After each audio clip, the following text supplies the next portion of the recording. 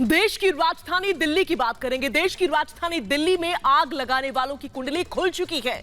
Delhi police ने दंगाइयों के खिलाफ चार्जशीट दाखिल कर दी है। 1000 पन्नों की इस चार्जशीट में ताहिर हुसैन को मास्टरमाइंड बताया गया है। चार्जशीट में 30 लोगों के नाम भी शामिल हैं।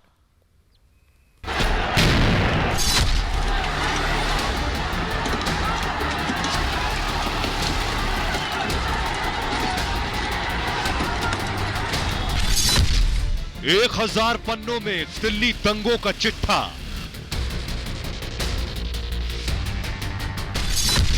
दंगों के मास्टरमाइंड की कुंडली।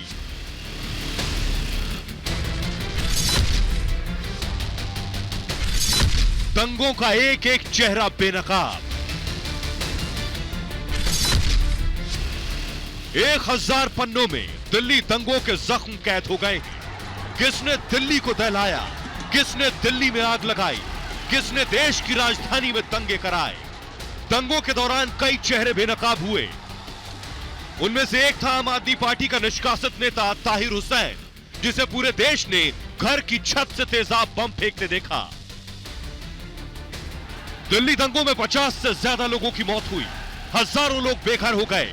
दिल्ली दंगों के जख्म आज भी ताजा हैं, जब लोगों के घर, मकान, दुकान और गाड़ियां फूंक दी गई।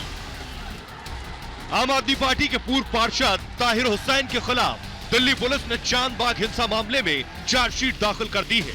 चार्जशीट में दिल्ली पुलिस ने 1030 पन्नों की चार्जशीट दाखिल की है। ताहिर हुसैन समेत 15 लोग इसमें आरोपी हैं। ताहिर के भाई को भी दिल्ली पुलिस ने आरोपी बनाया है। दंगा कराने के लिए आरोपी ताहिर हुसैन ने 1 करोड़ 30 लाख रुपए भी खर्च किए। नॉर्थ ईस्ट दिल्ली में हुए दंगे का कनेक्शन टुकड़े टुकड़े गैंग के उमर खालिद के साथ है। चांदबाग दंगे का मास्टरमाइंड ताहिर हुसैन शाहीन बाग में उमर खालिद से मिलता है और उमर खालिद उसे कहता है कि डोनाल्ड ट्रंप के भारत यात्रा के समय कुछ बड़ा करो, बड़ी साजिश रचो, यानी कि दंगे करो, और जो फाइनेंशियल हेल्प चाहिए वो पीएफआई करेगा। इसी दौरान 1 करोड़ 10 लाख रुपए की रकम जो है वो मिलती है ताहिर हुसैन को, और ताहिर हुसैन इसका इस्तेमाल करता है लोगों की भीड़ को जुटाने के लिए, उन्हें भड़काने के लिए और दंगा कराने के लिए। दंगा भड़काने के लिए लोगों को भेजे गए एक मोबाइल मैसेज को भी चार्जशीट में शामिल किया है, जो होश उड़ाने वाला है, जिसके बाद दिल्ली की सड़कों पर तेजाब बम, पत्थर और गोलियां चली। मोबाइल के मैसेज में लिखा था, तेजाब घर में रखें, ईंट और पत्थर छतों पर रखें, कार और बाइक से पेट्रोल निकाल लें। दंगों से पहले ये मैसेज मोबाइल पर किए गए, यानी दंगों की पूरी प्लानिंग की गई थी। ताहिर हुसैन को एक टारगेट बनाया गया, इसके पीछे पॉलिटिकल इशू है और he is innocent, he has been falsely implicated. Delhi में दंगे करने वाले बख्शे नहीं जाएंगे और इसी वजह से दिल्ली पुलिस ने सघन जांच करके ये चार्जशीट दायर की है और अब इस पर अदालत इसका संज्ञान लेगा। इतना ही नहीं, 8 जनवरी को ताहिर ने उमर खालिद और खालिद सैफी से मुलाकात की थी। मुलाकात का मकसद क्या था और ये मुलाकात क्यों की गई थी, ये अभी साफ नहीं हो पाया है। पुलिस उमर खालिद और खालिद सैफी के रोल का भी पता कर रही है। अभी दिल्ली को दहलाने वाले कई और चेहरे बेनकाब होंगे। Bureau report, Republic Bharat. तो पीएफआई यानी पॉपुलर फ्रंट ऑफ इंडिया, जिस पर देश को तोड़ने का आरोप है, कैसे नापाक मंसूबे पीएफआई ने रखे थे, ये तमाम चीजें जांच के बाद खुल करके सामने आई। जी हां, लेकिन अब इस संगठन को सोनिया सेना का साथ मिल गया है। कैसे, इस रिपोर्ट में देखिए।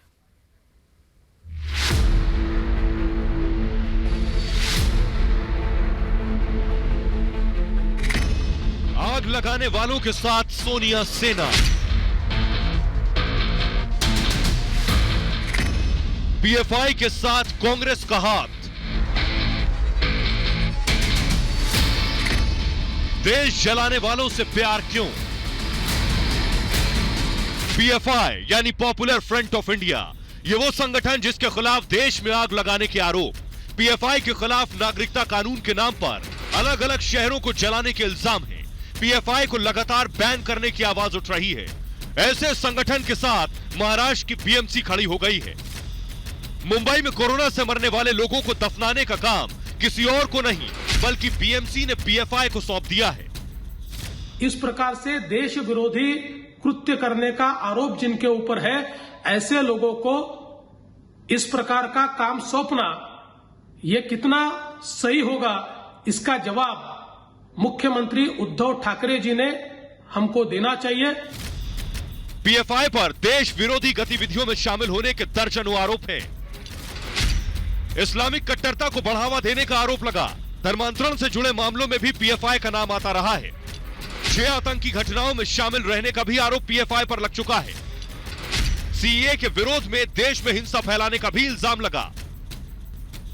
लेकिन होश तब फाख्ता हो जाएंगे जब पीएफआई जैसे देश तोड़ने वाले संगठनों को यह जिम्मेदारी देने वाली बीएमसी पीएफआई की आतंकी गतिविधियों से खुद को अनजान बताती है। हमारे सहयोगी ने बीएमसी अधिकारी से बात की। I'm not aware of the charges. We have given as per the our protocol and only from humanity point of view. So they are helping for whatever. So PFI is only देश के अलग अलग शहरों में जिस PFI को ban करने के मामले चल रहे हैं, जिस पीएफआई ने शहर में दंगे भड़काए, उस पीएफआई को बीएमसी काम देने के बाद पगले झांक रही है। लेकिन जवाब तो देना होगा कि देशद्रोही संगठन के साथ क्यों खड़ी है सोनिया सेना। Bureau report, Republic Bharat.